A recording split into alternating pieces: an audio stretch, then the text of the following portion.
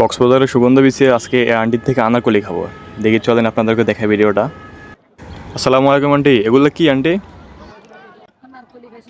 আনারকলি একটা দেন তো আন্টি, একটু মেখা দিন ভালো করে। এটা আবার 70 হ্যাঁ একটু ভালো, হ্যাঁ। এটা কত? 70 দেন, একটা দেন, ভালো হবে তো না? যাক ভালো হবে, দেন। মিষ্টি হবে।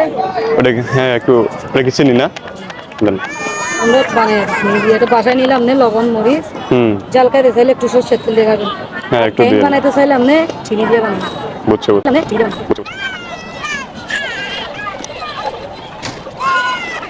ছোটগুলো কত করে?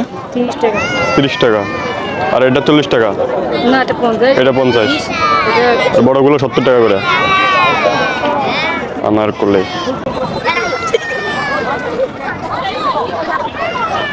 যাক গাইস, একটা আনারকলি 70 টাকা দিয়ে নিলাম। মোটামুটি খেয়ে দেখলাম যে জাস্ট অনেকটা বেস্ট হয়েছে, একদম বেস্ট আসলে। তো এই সময়টাতে কক্সবাজারে হিউজ পরিমাণে আনারকলি পাওয়া যায়। সো যারা এখন কক্সবাজারে আসবেন তারা আপনারা অবশ্যই আনারকলি খেয়ে যাবেন।